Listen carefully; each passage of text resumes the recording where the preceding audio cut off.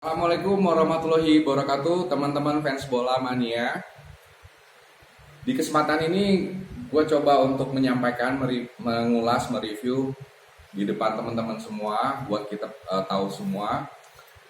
Ini ada berita dari BT Sport ya. Ini berita nggak lama dilansir sejak atau setelah MU lawan Spurs kemarin. Marcus Rashford dikomentarin oleh Thierry Henry, Arsenal punya legenda. Marcus Rashford bermain penuh di laga tersebut. Rashford menempati pos penyerang tengah, punya 4 peluang. Ini yang disorot sama Henry. Dia punya peluang terbuka, cuma harus diselesaikan. Kenapa begitu sulit? Pakai sisi samping kaki buat bikin gol, kata Thierry Henry. Nah, ini Patrice Evra nimbrung coba bela Rashford. Evra sih maksudnya bercanda ya, guyon. Nggak semua orang punya otak kayak kamu, Henry, kata si Patrice Evra. Cuman Henry kayak serius, disolotin balik. Saya tahu, tapi dia punya otak kan. Ngeri juga ya. Ini wawancara yang dilansir sama BT Sport, teman-teman. Lalu ada yang berikutnya adalah dilansir oleh Squawka. Ini situs berita keren juga nih. Casemiro, soal Casemiro. Casemiro dikomentari oleh Erik ten Hag. Opa ten Hag bilang, Casemiro membawa mental kemenangan. Dia sudah memenangi banyak gelar dengan Real Madrid dan saya berharap dia bisa menularkannya di sini.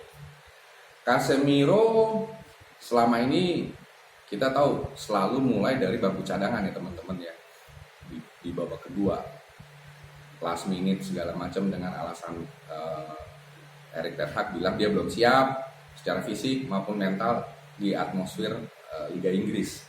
Tapi seiring waktu belakangan Doi jadi pilihan utama selalu, terakhir lawan Spurs.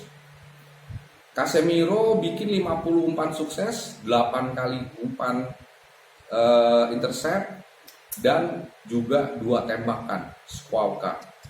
Berikutnya teman-teman, ini ada kabar soal Antonio Conte.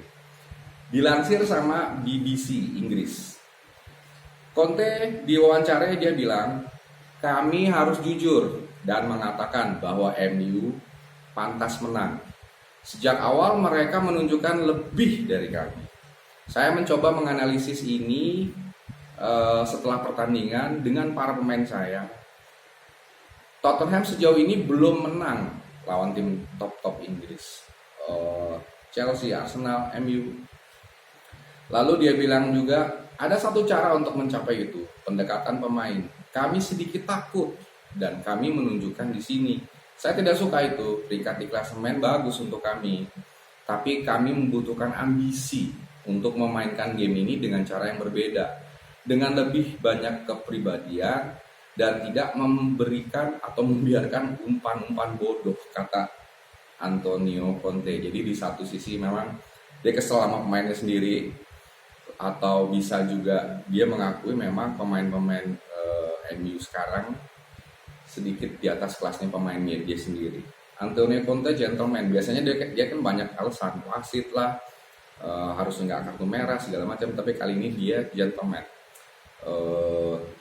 mengakui. Lalu ada Alan Shearer, teman-teman. Dilansir dari BBC, dia diwawancarai tentang kaburnya Ronaldo sebelum pertandingan selesai. Saya memahami rasa frustasi Cristiano Ronaldo, dia bilang gitu. Tapi lihat gambaran besarnya. MU menampilkan performa yang sangat bagus. Artinya manajer mereka melakukan keputusan yang tepat. Shearer juga menambahkan, ini perlu dinanti bagaimana Erik ten Hag menghadapi sikapnya Cristiano Ronaldo. Ronaldo memang mau berada di dalam masa sulitnya saat ini. Ini adalah situasi yang sulit untuk seorang pemain terbaik di dunia yang pernah kita semua lihat. Buat manajer, segalanya akan menjadi lebih sulit.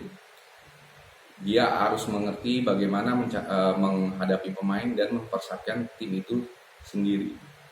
Kata Alan Shearer, emang susah sih kalau ngelatih MU ya. Apalagi MU punya superstar macam Cristiano Ronaldo. Louis van Gaal pernah nasihatin atau ngingetin Erik ten Hag. Lo ke MU, hati-hati bos. MU itu bukan klub sepak bola, sekedar klub sepak bola, bukan. Tapi MU itu adalah barang komersil, klub komersil.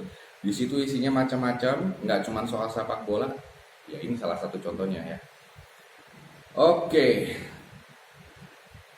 menyambung yang tadi soal komentar Alan Shearer, masih dilansir BBC teman-teman. Ini ada Micah Richard. Kalau teman-teman ingat, Doi adalah pemain belakang atau mantan pemain belakang Manchester City ya. Doi bilang, maaf, kelakuan seperti itu tidak bisa diterima, itu sangat buruk. Terus Doi juga menyayangkan sikap Ronaldo. Bahkan Gary Lineker, fans bola mania, orang yang senang sepak bola udah lama pasti tahu dong siapa Gary Lineker. Bukan orang sembarangan. Itu buruk. Segitu aja dia ngomong.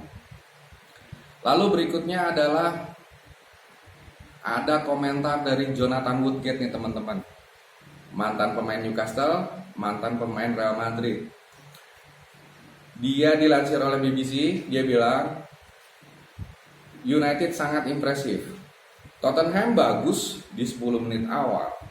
Tapi kemudian Man United benar-benar mulai mendominasi dengan Fred, Casemiro, dan Bruno Fernandes di lini tengah lapangan.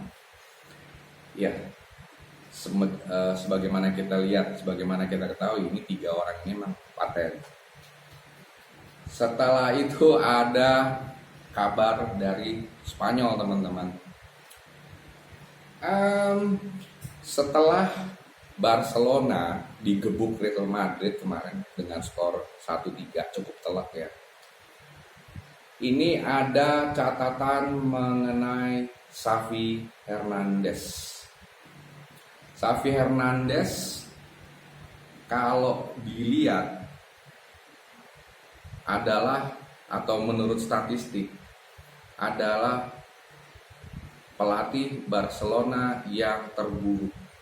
Barcelona meraih 28 kemenangan, 11 imbang dan 11 kalah selama ditangani Xavi. Presentasi kemenangan klub asal Catalonia itu cuma 56%. Dilansir harian AS, jumlah tersebut menjadikan Xavi sebagai pelatih Barcelona dengan hasil terburuk dalam 50 pertandingan sejak 2001.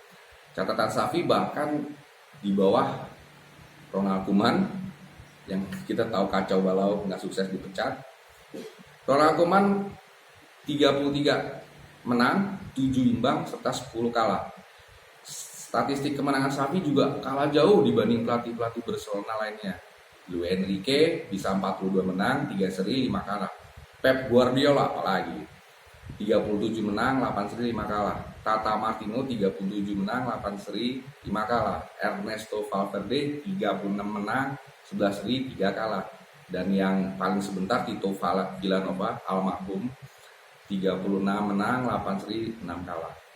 Cuma Frank Rijkaard teman-teman, menurut lansiran AS nih, yang memiliki 50% pertandingan yang agak jelek dibanding Xavi Hernandez. Xavi Hernandez jadi ternyata rekornya nggak bagus teman-teman, atau cara dia ngelatih ya kita tahu dia mendewakan ball position, tapi hasil juga jangan dilupain bos, kan gitu ya. Selanjutnya, nah ini barangkali yang banyak kita nggak tahu nih. mengenai Miralem Pjanic, teman-teman. Miralem Pjanic, gelandang tengah kreatif, sebelum di Barcelona, doi pemain Juventus ya. Sayang di Barcelona, Miralem Pjanic nggak sukses, nggak seperti yang diharapkan. Ada kabar kenapa akhirnya Miralem Pjanic sekarang pindah, udah nggak di Barcelona lagi. Dia cerita, sebenarnya Xavi ingin dia bertahan, tapi saya memutuskan untuk pergi. Saya ada di sana untuk pertandingan pertama dan pelatih banyak berbicara kepada saya, tapi saya ingin bermain lebih banyak. Ini dikutip dari Football Espanya, teman-teman, Spanyol. Miralem Pjanic didatengin dari Juventus 60 juta euro, wow, tahun 2020. Tapi sayangnya dia cuma main 30 kali. Nggak pakai gol, juga nggak pakai assist. Makanya dia didepak. Pjanic menyepakati pemutusan kontrak ya, teman-teman. Sebenarnya dia masih di Barcelona, kontraknya masih sampai dengan tahun 2024. Tapi dia sepakat untuk udahan, dan hebatnya lagi dia nggak minta kompensasi pada Barcelona terkait keputusannya. Kita tahu sekarang Miralem Pjanic di Sharjah FC, Uni Emirat Arab, teman-teman.